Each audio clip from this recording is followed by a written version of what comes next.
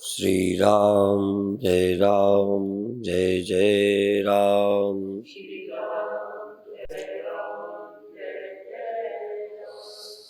सच्चिदानंद भगवान की, सनातन धर्म की। बहुत भाग्यशाली हैं वो लोग जो प्रातः निद्रा का त्याग करके स्नान आदि से निवृत्त होकर शुद्ध चित्त से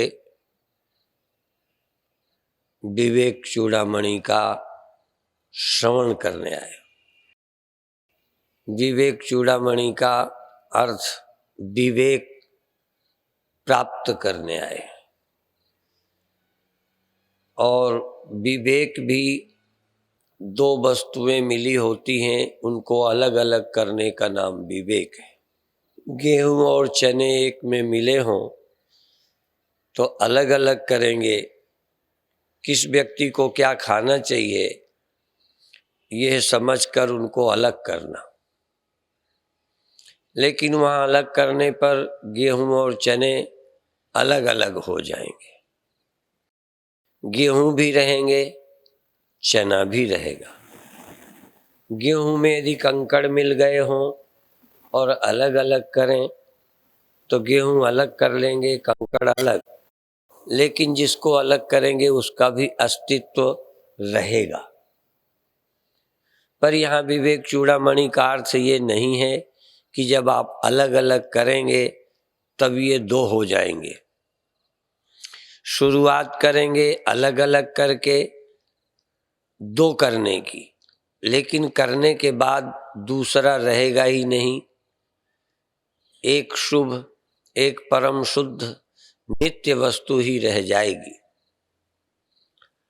हमने जिस दुनिया में कुछ अनुभव किए हैं वहाँ शुभ भी है, अशुभ भी है, लाभ भी है, हानि भी है, जन्म भी है, मृत्यु भी है, अपना है, पराया भी है, सब कुछ है। और कुछ से बचना है, कुछ को पाना है। यहीं से हमारी यात्रा शुरू होती है। पर पहुंचने के बाद पता चलता है कि कहीं पहुंचना नहीं था। पहुंचने के बाद पता चलता है कि और कोई जगह ही नहीं थी जहां से चलते, और कोई जगह नहीं थी जहां पहुंचते। पर यात्रा तो शुरू होगी, चूंकि अभी हम अपने को चाहे स्वप्नवत ही सही, जहां हम अपने को खड़ा पाते हैं, जहां हम अपने को उपस्थित पाते हैं, जैसा हम अपने को अनुभव कर रहे हैं, वहां खतरे बहुत हैं। हमारे प्रवचन सुनने की आवश्यकता इसलिए नहीं पड़ती कि हम सुनाते हैं। कोई वैद्य और डॉक्टरों पर रहम करने के लिए, उन पर दया करने के लिए उनके पास नहीं जाता। हमारी भी कुछ मजबूरी और समस्या है जिसके कारण हम वैद्य का आश्रय लेते हैं। एक भी आदमी ऐसा लाओ जो वैद्यों पर रहम करने के लिए बीमार होता है, या वैद्यों के बच्चों के पालने के लिए उनकी दवा खरीदता है।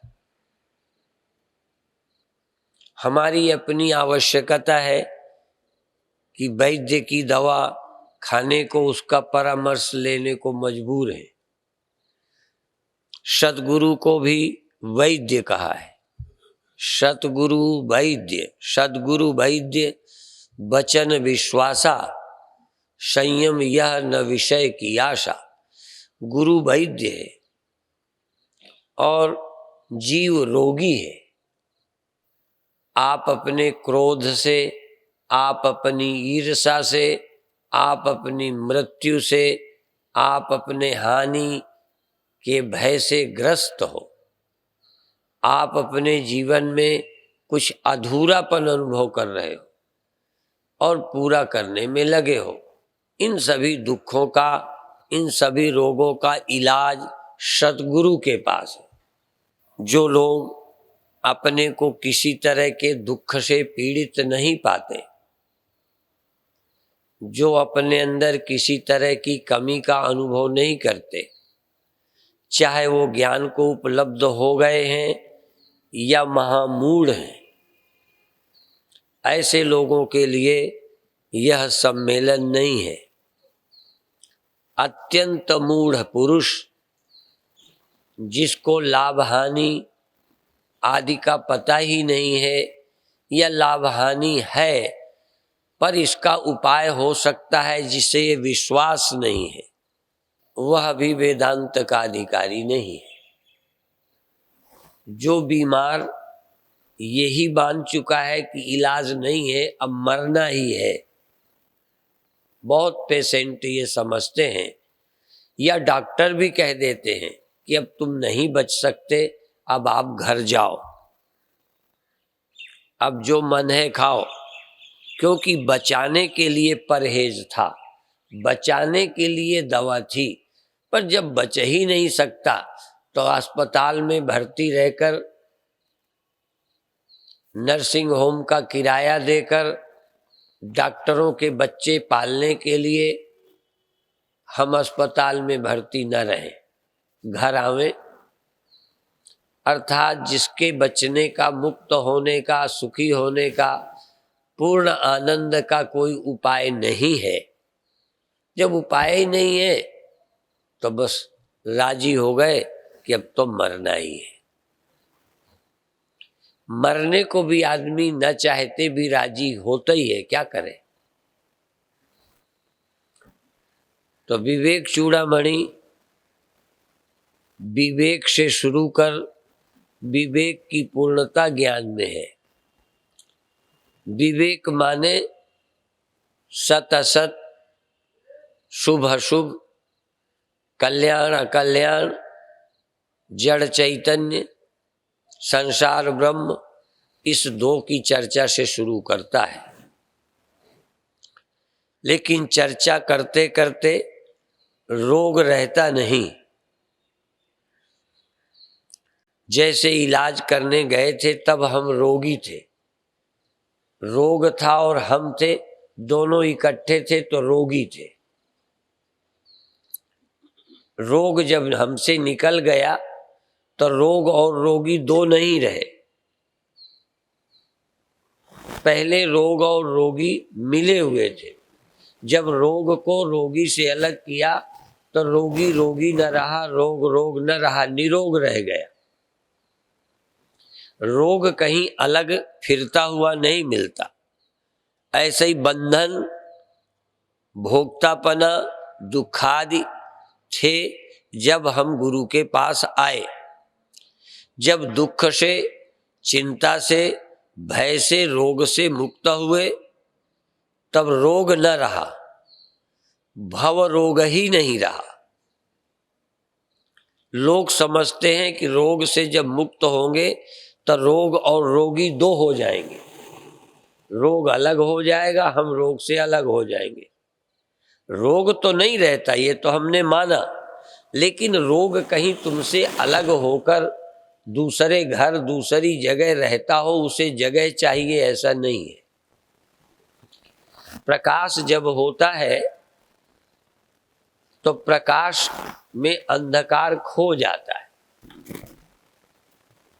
समझाने के लिए अंधकार और प्रकाश दो थे, पर जब प्रकाश हुआ तो अंधकार खो गए। ऐसा नहीं कि यहाँ प्रकाश और अंधकार कहीं रखा है, प्रकाश में ही अंधकार का लय हो जाता है, लीन हो जाता है। ऐसे जीव भाव, बंधन, भोक्तापना विलय हो जाते, जीव भाव खो जाता है। जीव को ब्रह्म मिल जाता है या ब्रह्म से जीव अलग हो जाता है। हम ब्रह्म हो जाते हैं और जीव कहीं अलग रह जाता है, ऐसा नहीं। ब्रह्म ज्ञान होते ही जीव भाव तिरोहित हो जाता है। स्वप्नवत, स्वप्न का कर्तापना, भोक्तापना, स्वप्न के भोग्य और भोक्ता जागते ही खो जाते हैं। ऐसे ही इस जागृत अवस्था का भोग्य और भोक्तापना दोनों खो जाते हैं। न कोई भोग्य रहता है न कोई भोक्ता। मैं ब्रह्म हूं, यह ज्ञान काल में ऐसा नहीं कि ज्ञान होगा ज्ञान काल में। जिस काल में मैं ब्रह्म हूं ये ठीक बोध होता है, उस समय मैं न भोक्ता होता हूं न कोई भोग्य होता है, न मैं जीव होता हूं न जगत होता है, ब्रह्म ही होता है। जब तक मैं ब्रह्म हूं नहीं जानता, मैं जीव होता हूं। जगत मेरे लिए बंधन होता है। मैं व्यक्ति होता हूं, विराट मुझसे अलग होता है। मैं कर्ता भोक्ता होता हूं, जगत भोग्य होता है।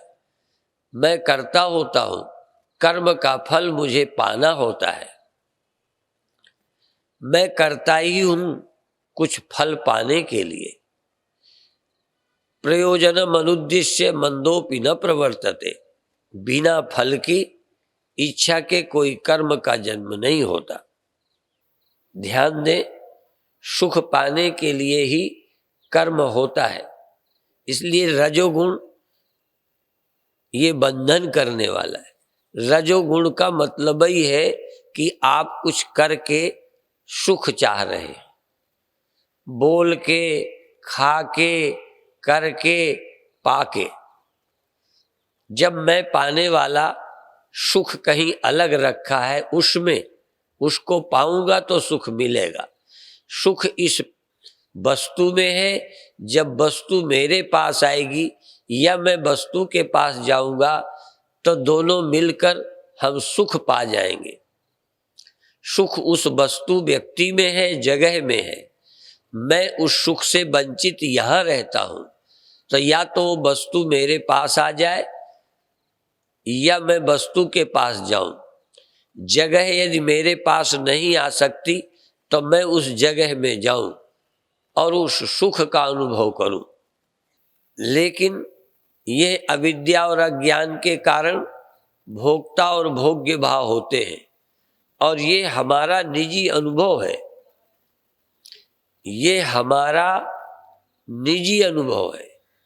हम कुछ करते हैं और उस करने में सुख अनुभव करते हैं। हमारा निजी एक्सपीरियंस है, और इस अनुभव का नाम ही विपरीत ज्ञान है, स्वप्न ज्ञान है, मायिक ज्ञान है। वास्तविक ज्ञान नहीं है। ये यथार्थ प्रमा नहीं है। अनुभूति तो है। स्वप्न में मैं लुट जाता हूं तो कौन ऐसा है जो दुख नहीं मानता? पर लूटने वाला, लूटना और लुट गया व्यक्ति, वहां सब झूठे हैं, वास्तविक नहीं है, लगता है। तो ध्यान दे, अनुभूति होना वेदांत अस्वीकार नहीं करता। वेदांत कहता है अनुभूति तो होती है। यदि आपको बंधन की, दुख की अनुभूति नहीं होती तो आपको मोक्ष की इच्छा ही नहीं होती, गुरु की जरूरत ही नहीं होती। यदि स्वप्नावस्था में मुझे कोई मारता है या मार ही डालता है, उस समय मैं मर गया हूं ऐसा मुझे लगता है, और उस मृत्यु की पीड़ा होती है। नींद खुलने के बाद मृत्यु झूठी, मारने वाला झूठा। तो जब तक मृत्यु और मृत्यु के कार्य आदि, मृत्यु के कारण सभी निवृत्त नहीं होते, भोक्ता और भोग्य दोनों निवृत्त नहीं हो जाते, तब तक आप जागे नहीं कहला सकते। भोक्ता बना रहे, भोग्य बदल जावे, ये जागना नहीं है। जैसे स्वप्न का बीमार आदमी बीमार है और उसने इलाज कराया, इलाज करने पर ठीक हो गया, तो अभी वो बीमार था, अब ठीक है, पर अभी जागा नहीं है। जागे के दोनों भिन्न लक्षण है। स्वप्न का बीमार आदमी दवा खाकर यदि ठीक हो गया तो ठीक है, अभी वो दुखी था, अब सुखी है। पहले बीमार था अब स्वस्थ है, पर जागा अभी भी नहीं है। जागने का मतलब बीमारी भी झूठी थी, इलाज भी झूठा था, मारने वाला भी झूठा था, मृत्यु भी झूठी थी। स्वप्न में तो मैं बीमार था, ठीक हो गया, तो डॉक्टर भी सच्चा है, बीमारी भी थी, ठीक भी हुआ हूं। पर जागने का मतलब डॉक्टर भी नहीं, बीमारी भी नहीं, बीमार भी नहीं, स्वप्न था। जागने का और इलाज का बड़ा फर्क है। जब हम जागेंगे तो मैं जीव नहीं हूं, बंधन ही नहीं है, मुक्ति की भी बात क्या। न मुमुक्षुर न वै मुक्त इत्येषा परमार्थता। पारमार्थिक सत्य, परम सत्य ये है कि जीव भाव ही मिथ्या है। जीव भाव अज्ञान जन्य है, अविद्यात्मक है। विद्या के प्राप्त होते, ज्ञान के प्राप्त होते जीवत्व ही नहीं है, फिर बंधन कैसा। जीवत्व ही नहीं है, फिर कर्ता भोक्तापना कैसा। जीवत्व ही नहीं है, फिर अलग ईश्वर कैसा। जीवत्व ही नहीं है, फिर बंधन कैसा। और बंधन ही नहीं है तो मोक्ष कैसा।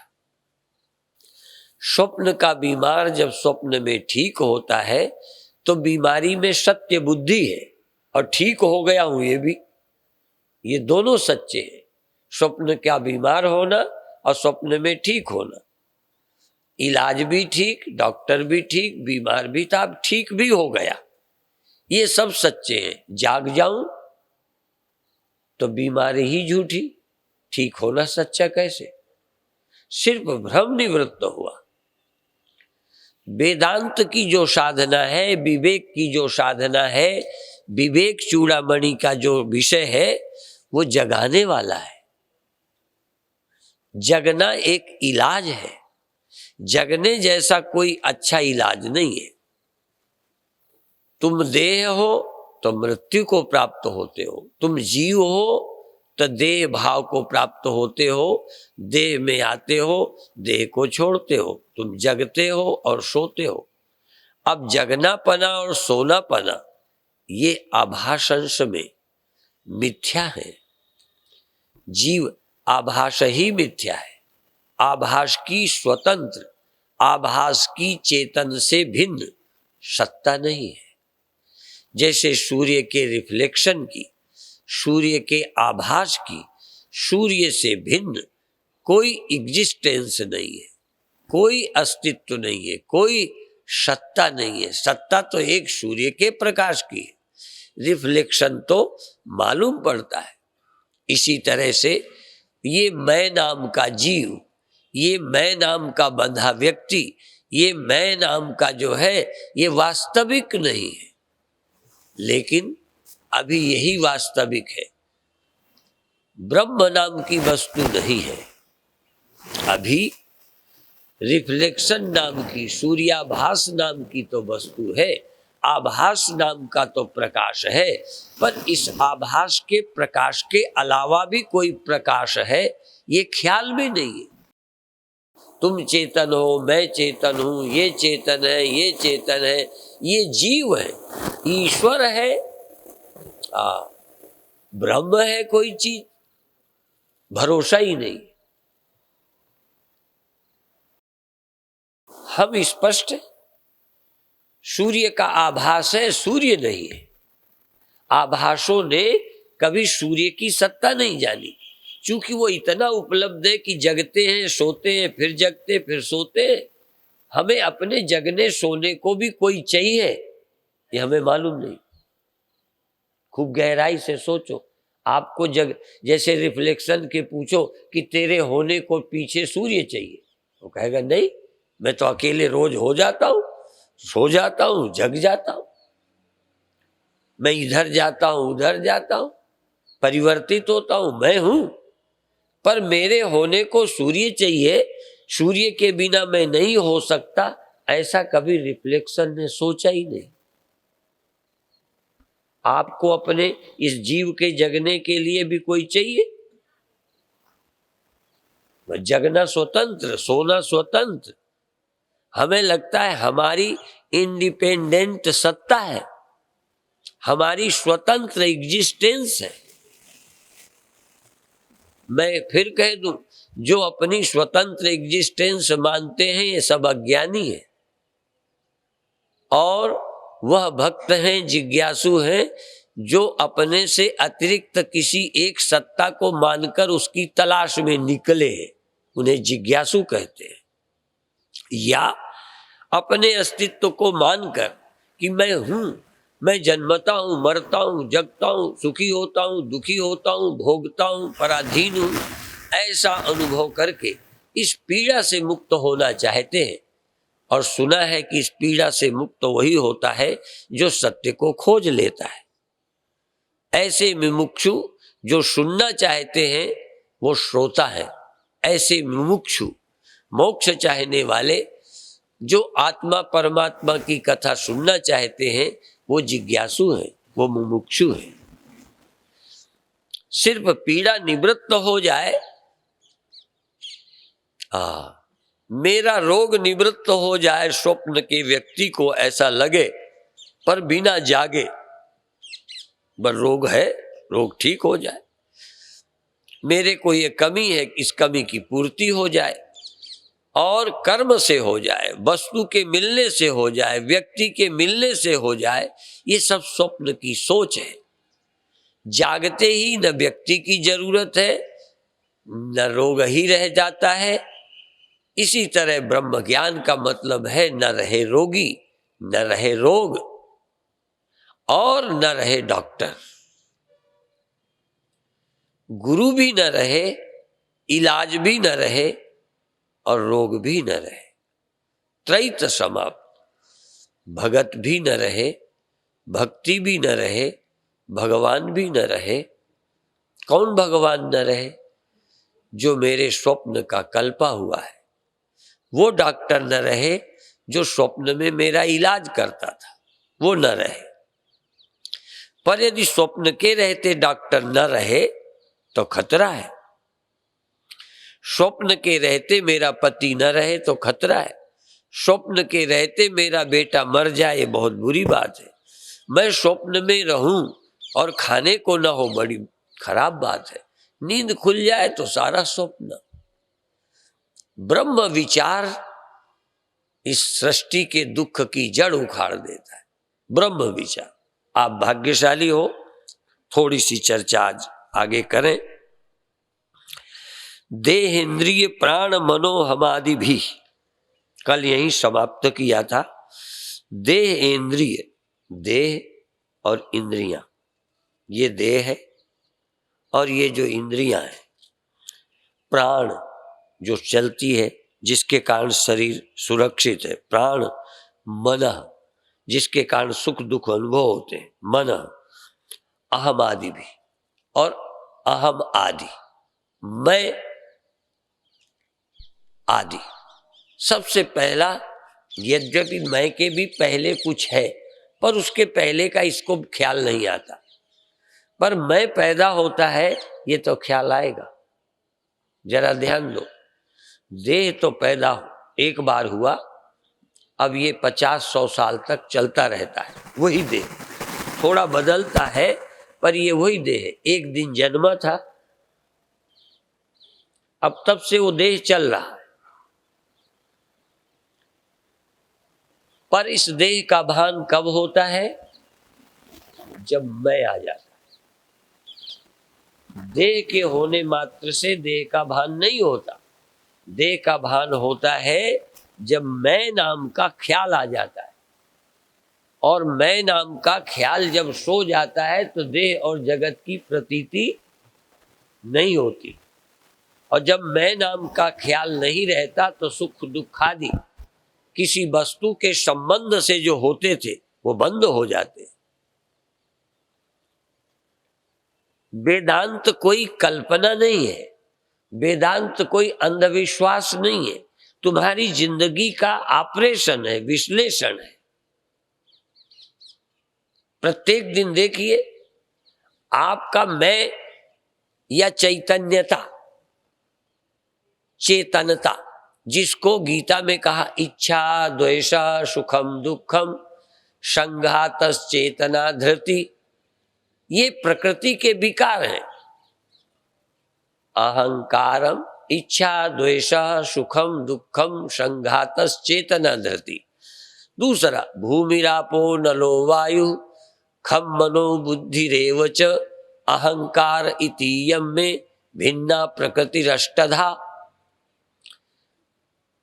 भूमिरापो नलो वायु खम, ये 5 भूत, और खम भूमिरापो नलो वायु खम मनो बुद्धिरेव च, मन बुद्धि और अहंकार, मन बुद्धि और अहंकार, ये 8। ये मन बुद्धि अहंकार भी प्रकृति के हैं, ये आत्मा नहीं है, ये पैदा होते हैं। जो भी पैदा होता है वो प्रकृति का विकार है, आत्मा का विकार नहीं है। आत्मा का विवर्त तो है, आत्मा का परिणाम या विकार नहीं है। चिदाभास भी चैतन्य का विवर्त है। चैतन्य कोई बदल करके रिफ्लेक्शन नहीं बनता। सूर्य चेंज होकर, सूर्य विकृत होकर रिफ्लेक्शन नहीं बनता। एक आग जलती हो तो उसमें कोयले के टुकड़े कर दो ना, तो आग विभक्त हो जाएगी। आग कई हिस्सों में बट गई, 1/2, 1/3, 1/4, 1/5।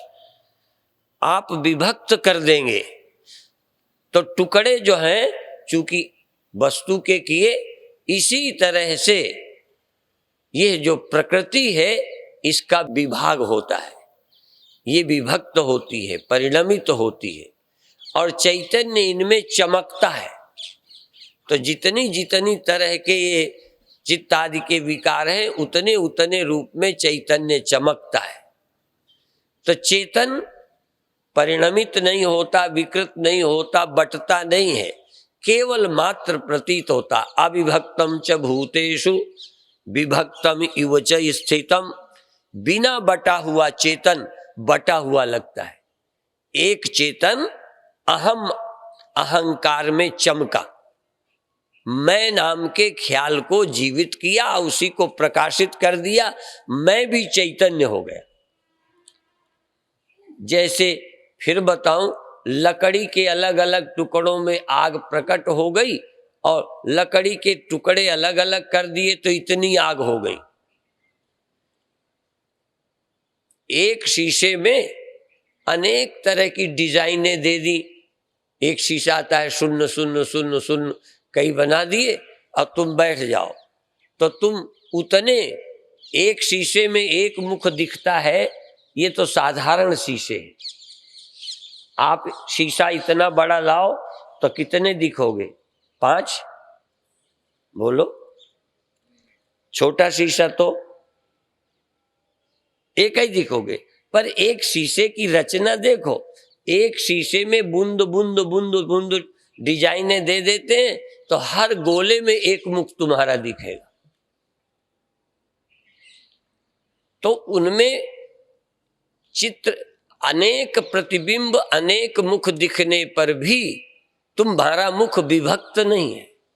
तुम्हारे मुंह बदल करके, तोड़ करके अलग अलग नहीं किए गए।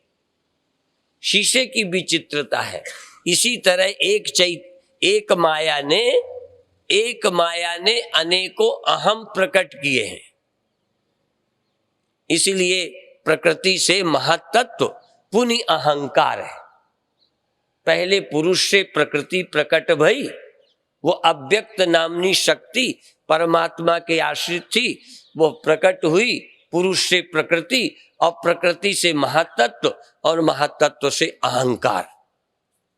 ये जिसको तुम मैं कहते हो, ये प्रकृति की तीसरी चौथी अवस्था है, और तुम अहम से फिर शुरू करते हो। इसके पहले तक का तुम्हें कोई पता नहीं, और सच तो कहूं अहम का भी पता नहीं। अहम भी इंद्रियों, देह आदि से मिलकर इसी तरह का लगता है।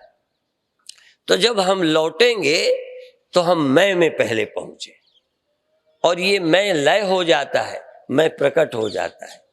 ये मैं महातत्व में या मैं अज्ञान में लौट जाता है, उस अज्ञानता से फिर प्रकट होता है। इस तरह से मैं का विलय निद्रा में अज्ञान में होता है और मैं का विलय मिथ्यात्व निश्चय में भी। मैं नाम का सीमितपना, मैं नाम का सेपरेट व्यक्तिगत, तुम्हारी मैं मेरी मैं, तो मैं अहंकार अलग अलग हैं, चैतन्य अलग अलग नहीं है। लोग अहंकार के कारण आत्मा को भिन्न भिन्न मानते हैं।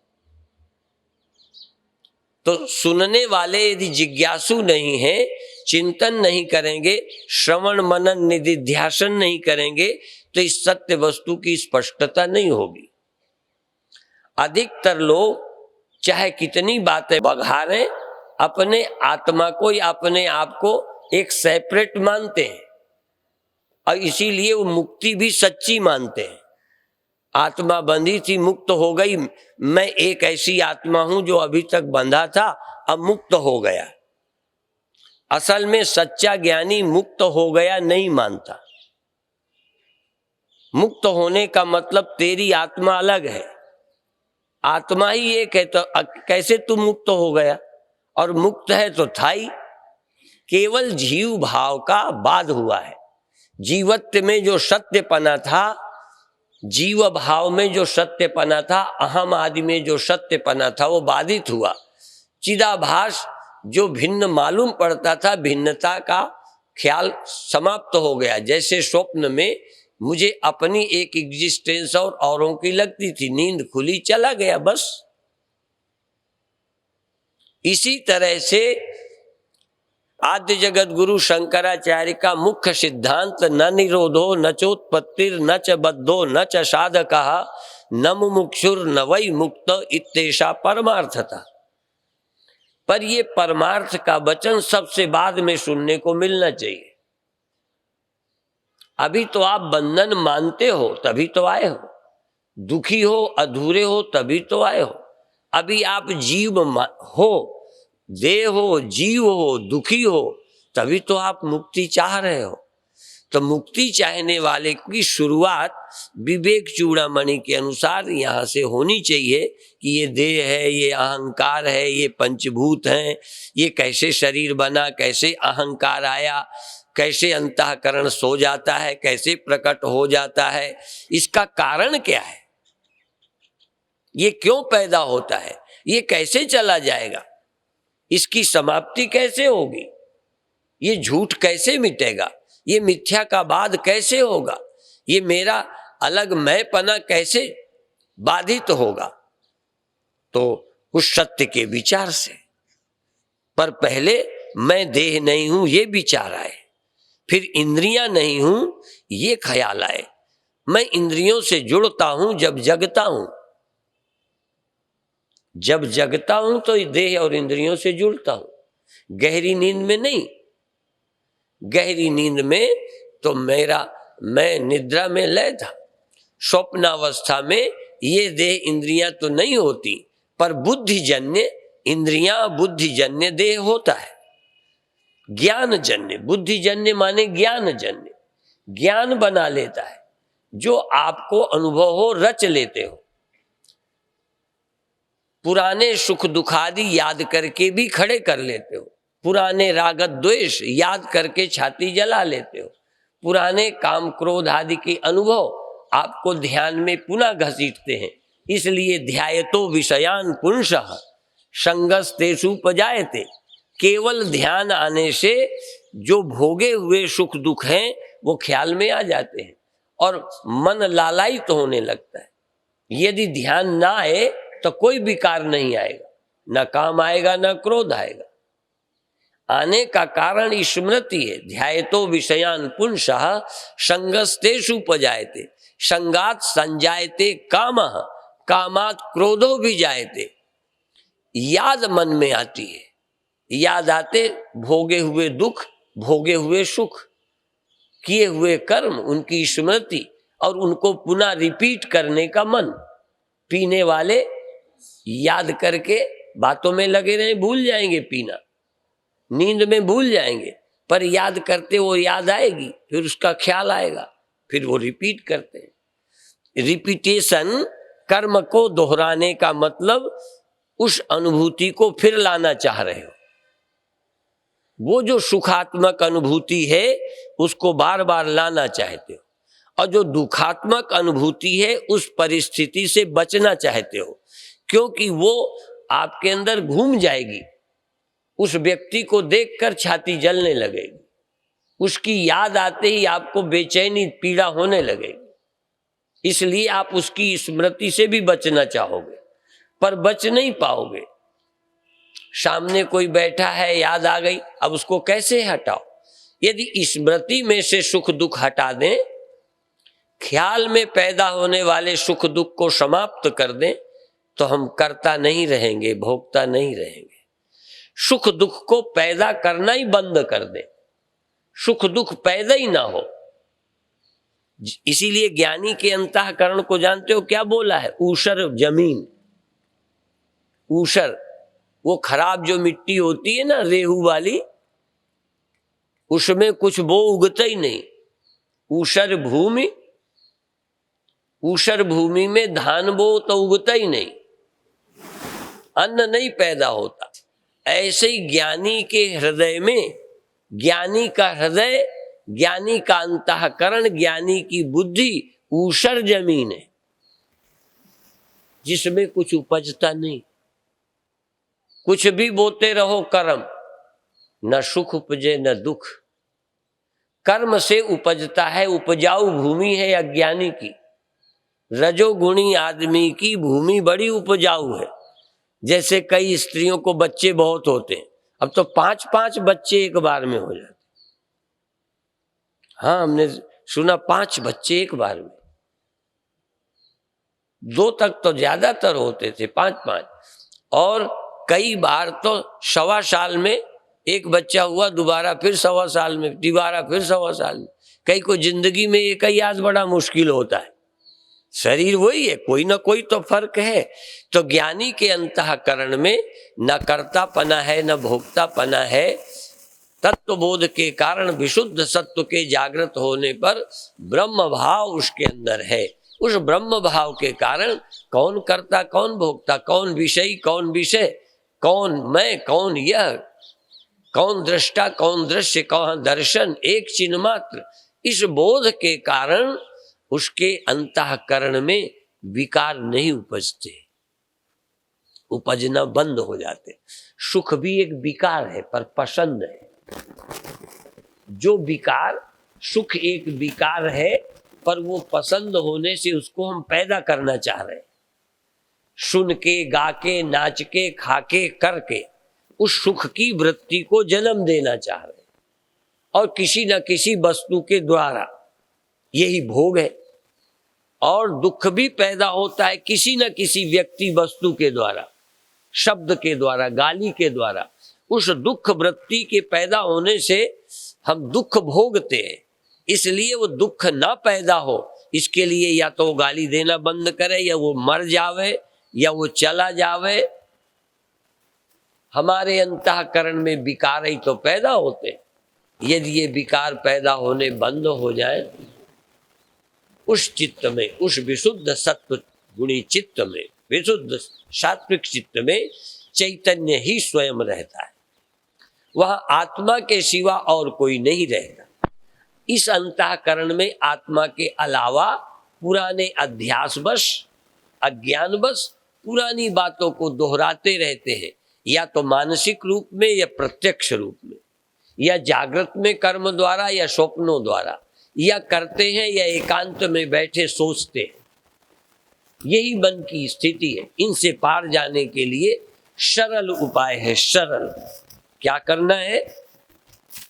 देह, इंद्रिय, प्राण और मन आदि को स्वज्ञान क्लृप्तैर अखिल रूपादि भी, अखिल उपाधियों से, संपूर्ण उपाधियों से रहित, अहंकार उपाधि, यद्यपि इसके पहले महातत्व और अज्ञानता है, तो अज्ञान भी उपाधि है, अहंकार भी उपाधि है, मन आदि भी उपाधि है, इंद्रियां और देह भी, इन सब उपाधियों से रहित, सब उपाधियां जीरो, जहां अहंकार भी नहीं है, मन भी नहीं है, सबको जीरो करके एक चैतन्य आत्मा की ही सत्ता है, अहंकार के बिना उसको उपलब्ध करना।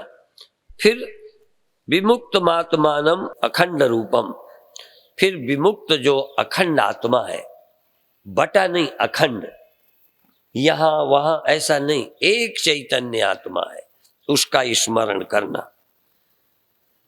वो कैसा है? महाकाश के समान। जैसे अनेक घट बर्तन मकान आदि की उपाधियों से आकाश बटा बटा लगता है, यदि आकाश चेतन होता और थोड़ा बुद्धि होती तो जो हालत हमारी है वही आकाश की होती। अभी तो आकाश के विषय में हम सोचते हैं कि वो बटा है कि नहीं बटा है, आकाश को कोई नहीं। यहाँ पर यह चिद तत्व चिदाभास के कारण अंतःकरणों में विभक्त है, अंतःकरणों में विभक्त है।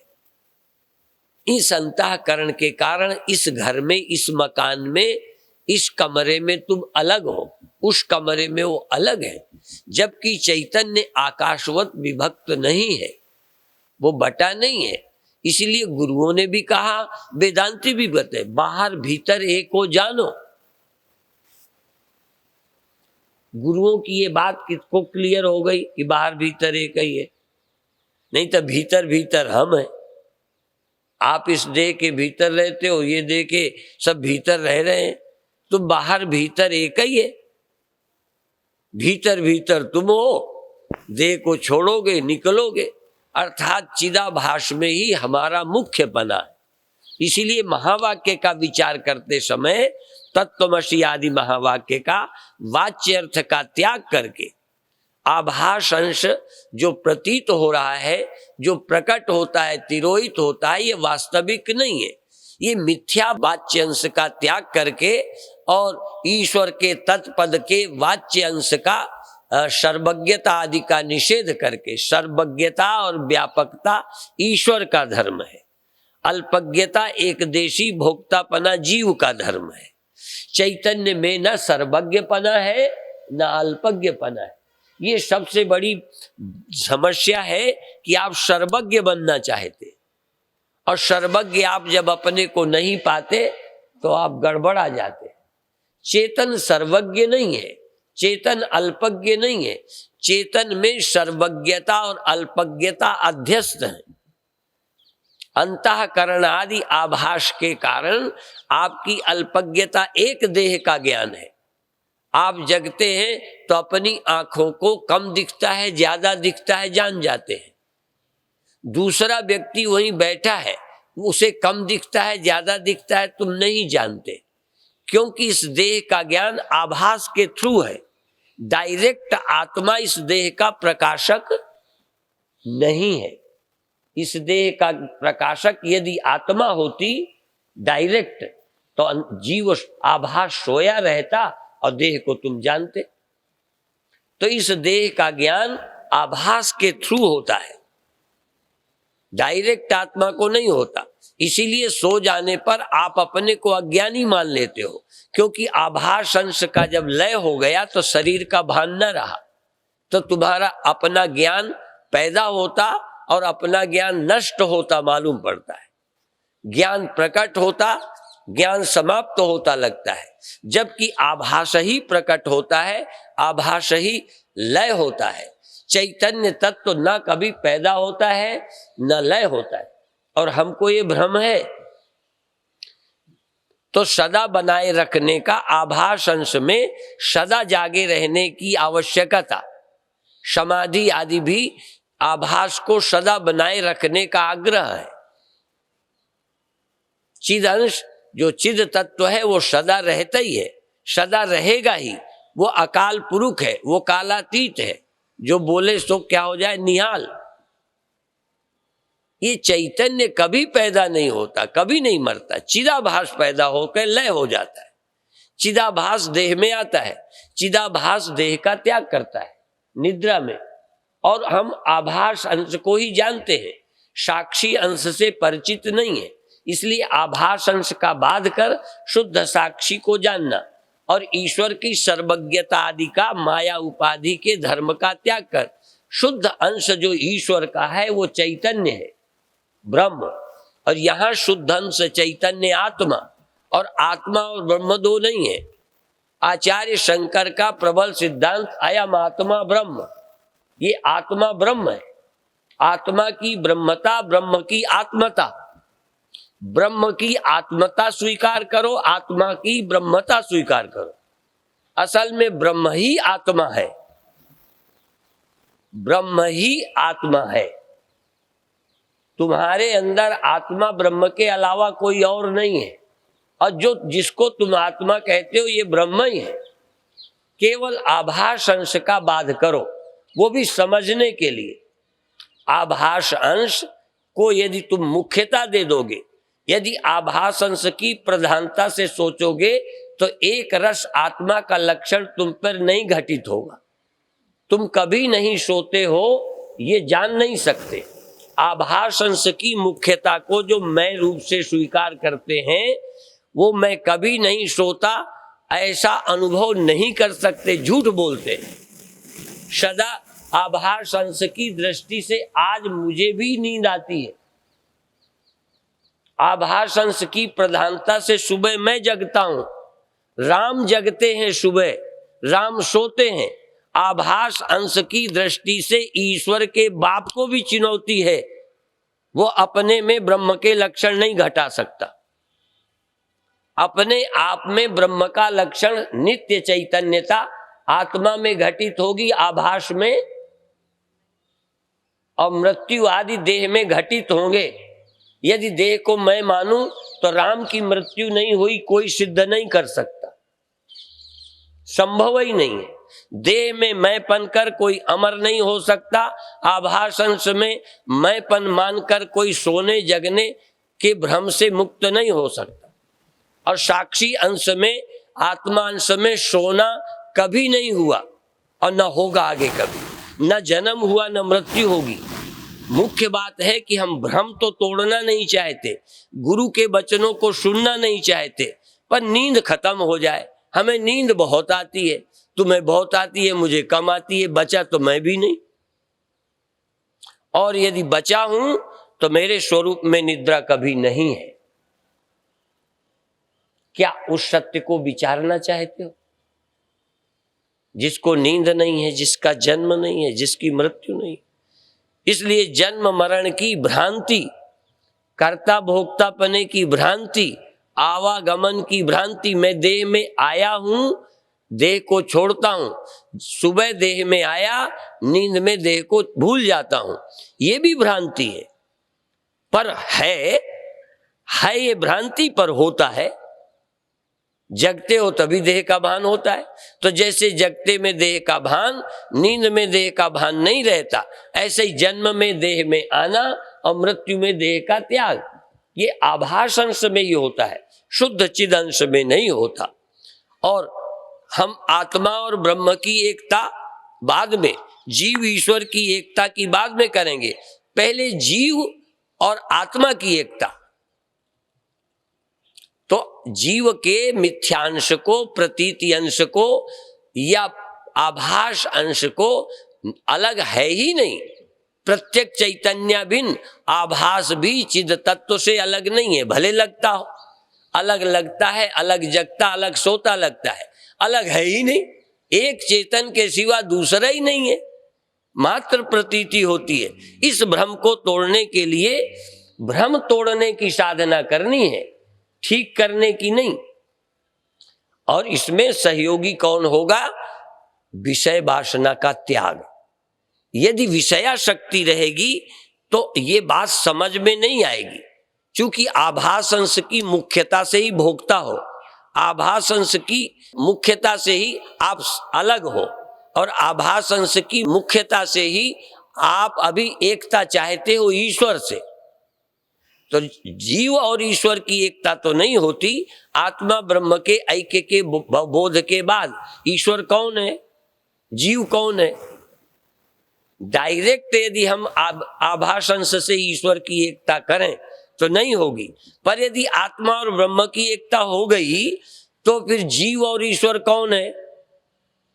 तुम्हारे सिवा सारे दुनिया में जितने जीव हैं सभी तुम हो और ईश्वर भी तुम ही हो। ब्रह्म के बोध के बाद या तो कुछ नहीं है या सब कुछ तुम ही हो। इसलिए तो ज्ञानी ये भी कह सकता है कि ईश्वर भी मैं ही हूं, जीव भी मैं ही हूं, संसार भी मैं ही हूं, मेरे अलावा कुछ नहीं। पर पहले देह भाव का त्याग, जीव भाव का त्याग करके शुद्ध चित अंश में हमारी स्थिति हो, फिर इस आत्मा अंश का ब्रह्म से ऐक्य अनुभव हो और आत्मा ब्रह्म ऐक्य के बोध के बाद यदि वैराग्यवान हो तो मनोनाश वासना क्षय, तत्व ज्ञान मनोनाश वासना क्षय। तत्व ज्ञान से मन बन करके भोगना, मन बन करके जागना, मन बन करके कुछ पाना, स्वर्ग जाना, ये सारी कल्पनाएं समाप्त हो जाती हैं। इसलिए मन की मृत्यु हो जाती है, वासनाओं का क्षय हो जाता है या मन बाधित हो जाता है, मन में सत्यता की निवृत्ति होती है, घड़े में घड़ेपन की सत्यता निवृत्त हो जाती है, मिट्टी की सत्यता मालूम पड़ती है। बस इसी तरह से संपूर्ण सृष्टि में मन आदि में आभासों में मेरी ही सत्यता है, मेरी सत्यता के अलावा किसी की सत्यता नहीं है। अब आप 5 मिनट के लिए आंख बंद करिए और इस सत्य का स्पष्ट विचार करिए। पहले तो आप अपने आभास अंश से जागे हुए हैं, आभास अंश से जागे हुए हैं। चैतन्य अंश, साक्षी अंश, आत्मांश नहीं जागा। इस समय आभास अंश है और जब सुनने आए हो तो देह है और आभास है। आत्मा तो है ही, लेकिन आभास होकर सुन रहे या देह बनकर सुन रहे। तो अब आप क्या करो, देह विराजमान है, बैठा है, इस देह में तुम आभास रूप से विद्यमान हो, आभास रूप से। और आभास के रूप से यदि तुम सो जाओ तो देह में होने का ख्याल खो जाएगा। आभास अंश के द्वारा अभी आप जागे हो, आभास अंश में थोड़ा निर्मलता, पवित्रता का स्मरण करो, प्रसन्नता जागृत करो। अंतःकरण आभास के अंश में प्रसन्नता जागृत करो, निर्मल, निर्द्वंद, पवित्र, दिव्य भाव से युक्त हो जाओ। आभास अंश से साक्षी अंश में चेंज नहीं करना। साक्षी अंश तो सदा ही शुद्ध है, इसलिए सर्वनिवासी सदा अलेपा, वो तो सदा अलेप है तुम्हारे भीतर।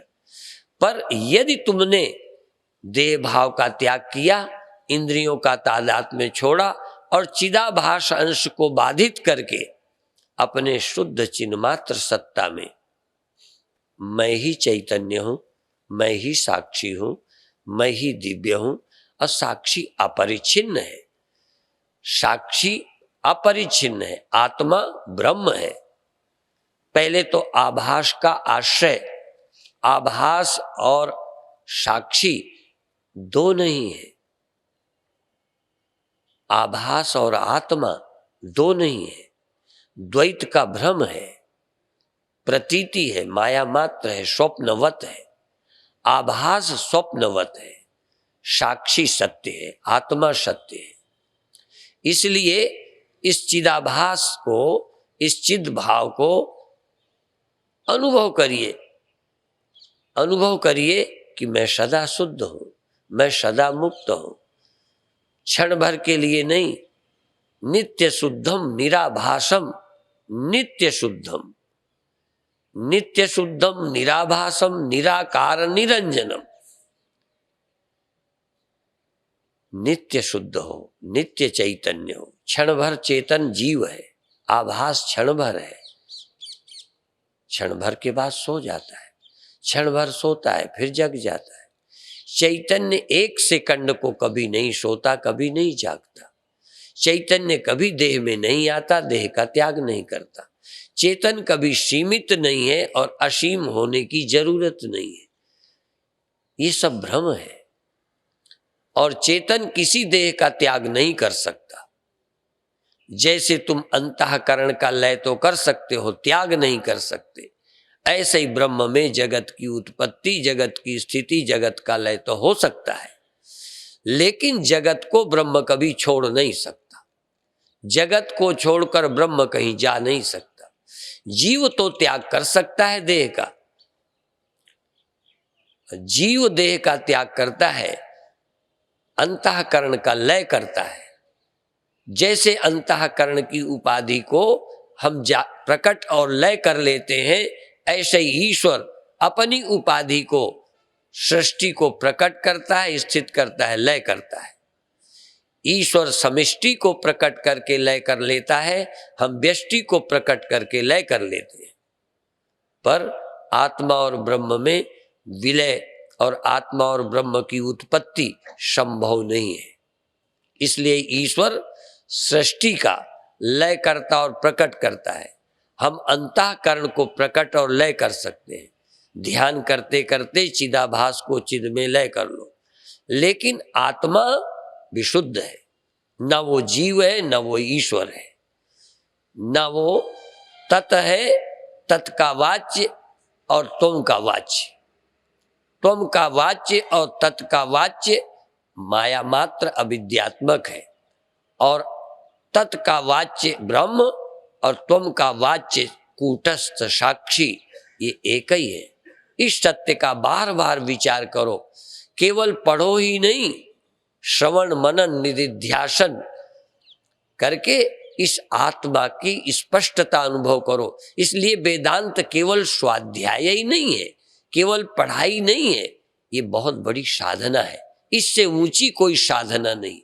जैसे भजन को साधना मानते हो, पूजा को मानते हो, तो जैसे पूजा पाठ आदि कामनाओं की पूर्ति के लिए भी है और एक साधना भी है, इसी तरह से वेदांत एक विद्वान बन करके लेक्चर देकर सुख सुविधा भोगने का साधन भी है, और ये वेदांत स्वाध्याय चिंतन करके मुमुक्षु के मोक्ष देने वाला भी है, और भ्रम की निवृत्ति करने वाला है, जन्म मरण की भ्रांति काटने वाला है, आवागमन की भ्रांति काटने वाला है, कर्ता भोक्तापने की भ्रांति काटने वाला है, पाप और पुण्य की भ्रांति काटकर नित्य शुद्धम निराभासम निराकार निरंजनम, ये नित्य शुद्ध निराकार निराभास सदा है।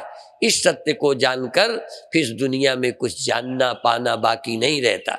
यहाँ तक फिर गुरु बनाने की आवश्यकता भी समाप्त हो जाती है।